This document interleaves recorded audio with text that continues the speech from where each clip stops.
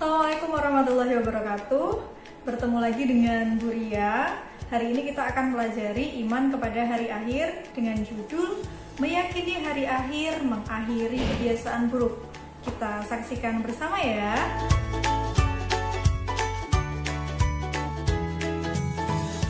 Kemarin di part pertama, part 1, kita udah mempelajari meyakini hari akhir mengakhiri kebiasaan buruk.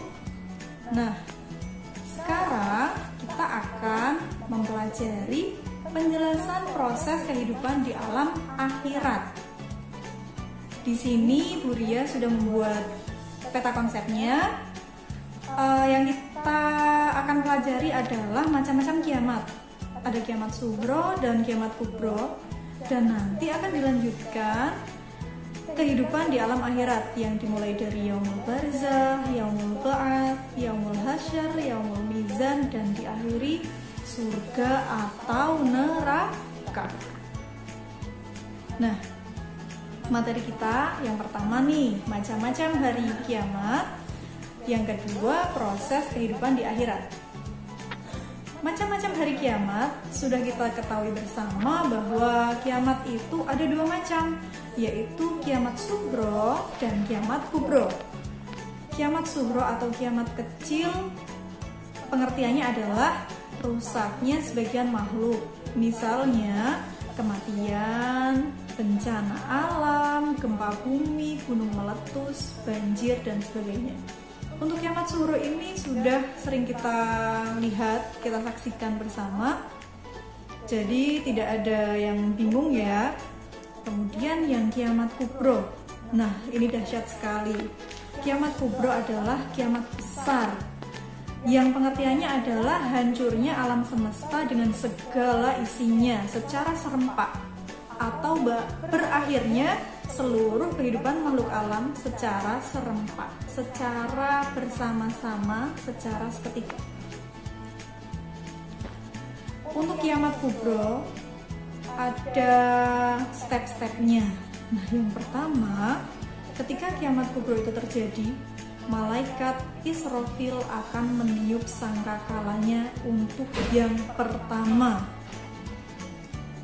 Bu Ria tidak bisa membayangkan bagaimana itu nanti suara sangkakala dari malaikat Israfil, karena ketika sangkakala malaikat Israfil itu ditiup, maka seluruh alam beserta isinya akan hancur. Allah Subhanahu wa Ta'ala sudah berfirman dalam Quran surat Az-Zumar ayat 68. Kita buka bersama-sama Qurannya ya. Kita baca bersama-sama, didahului dengan ta'awud. A'udzu billahi minasyaitonir rajim. Bismillahirrahmanirrahim.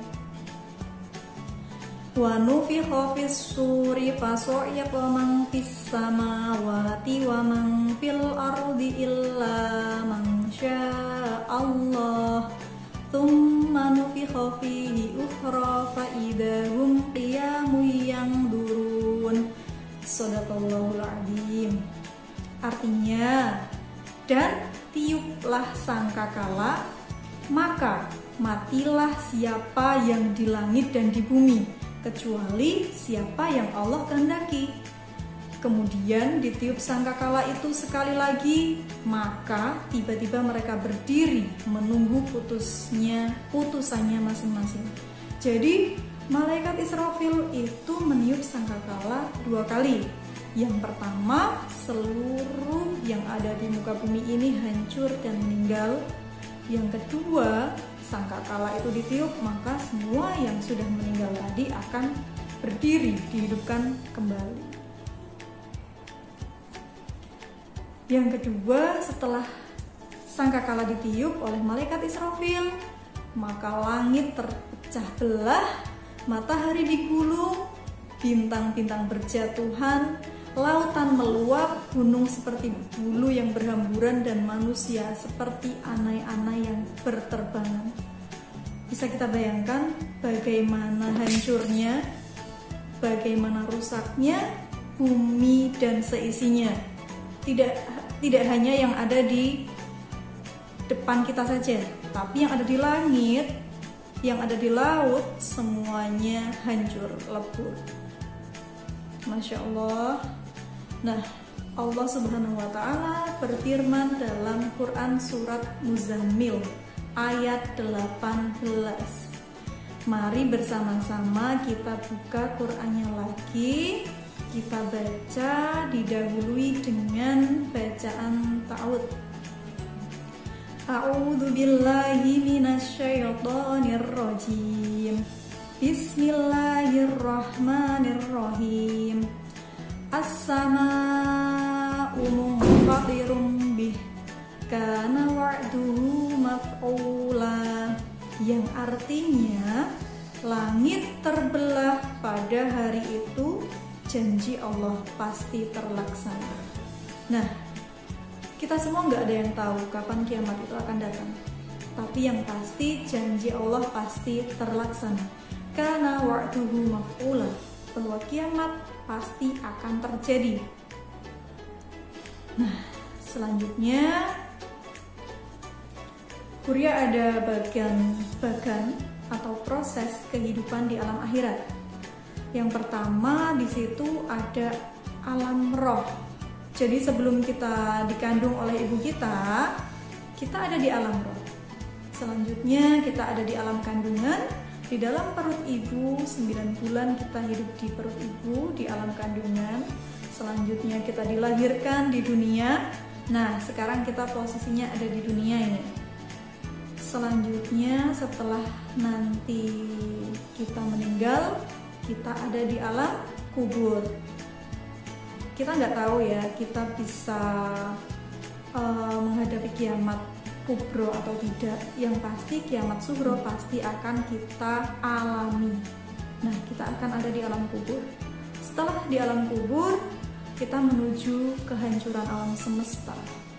Setelah itu kita akan dibangkitkan di hari kebangkitan. Semuanya akan bangkit dan dikumpulkan di padang mahsyar, di tanah lapang yang semuanya berkumpul. Kita tidak kenal antara samping kita, depan kita, belakang kita. Kita nggak kenal. Semuanya kebingungan, semuanya takut, semuanya akan berangan-angan. Akankah saya masuk surga atau neraka?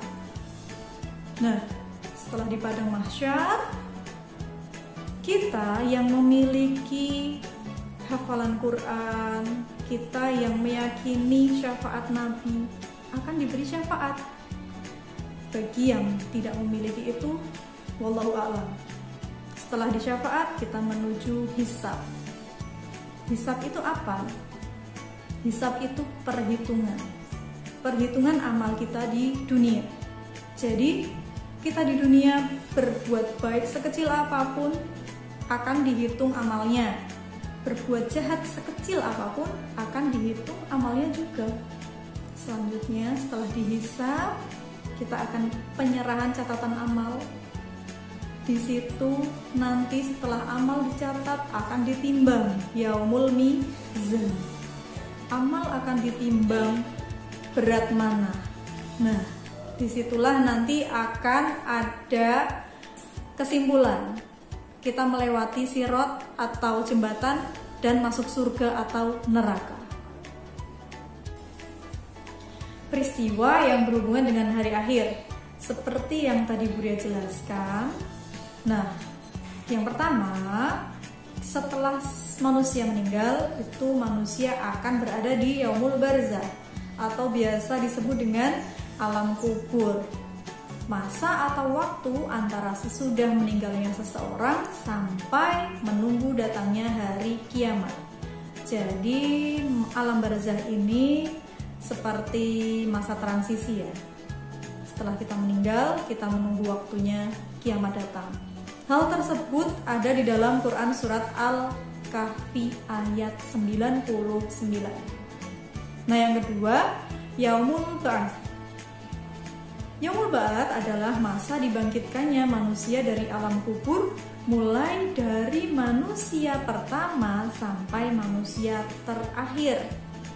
Semuanya akan dibangkitkan tanpa terkecuali. Hal tersebut sudah Allah jelaskan dalam Quran surat Al-Zalzalah ayat 6. Yang ketiga, setelah semuanya dibangkitkan, semua akan dikumpulkan di padang mahsyar atau yaumul mahsyar.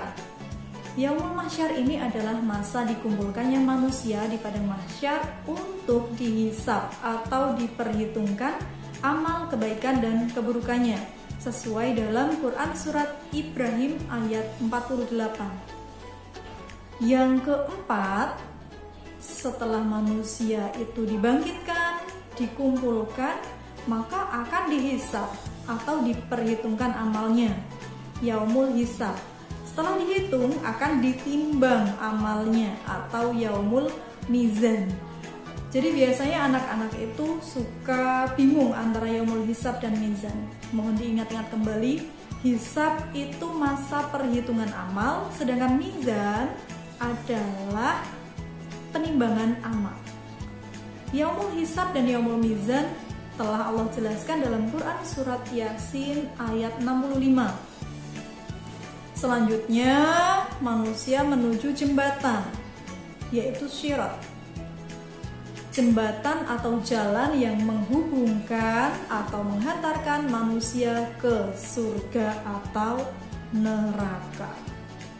Nah, semoga kita semua mendapatkan Shirathul Mustaqim. Semoga mendapatkan jembatan yang lurus, yang bermuara ke surga. Amin ya rabbal alamin. Selanjutnya, untuk surga, apa surga itu? Kok kita sangat mengidam-idamkan surga? Surga adalah tempat balasan bagi orang yang beriman kepada Allah Subhanahu wa Ta'ala. Allah sudah menjelaskan hal tersebut di Quran surat Al-Hajj ayat 23. Nah, yang terakhir ini, naudzubillahi min dzalik, neraka, yaitu tempat balasan bagi orang-orang yang mengingkari Allah Subhanahu wa Ta'ala. Allah sudah menjelaskan hal tersebut di Quran surat Az-Zumar ayat 32. Sudah jelas sekali ya bagaimana runtutan perjalanan kehidupan manusia dari alam roh sampai akhir kita akan bermuara di mana. Semoga dengan pelajaran ini kita bisa mengambil hikmahnya, kita bisa tahu bagaimana kita berbuat, harus meninggalkan yang mana, harus melaksanakan yang mana, agar kita nantinya juga mendapatkan balasan yang setimpal. Semoga kita semua dalam lindungan Allah dan masuk surganya Allah. Amin ya rabbal alamin. Alhamdulillahirrahmanirrahim. Video pembelajaran mengenai iman kepada hari akhir telah selesai. Terima kasih bagi yang sudah menyaksikan. Jangan lupa tetap berbuat baik dan patuhi protokol kesehatan. Sampai jumpa di video berikutnya. Wassalamualaikum warahmatullahi wabarakatuh.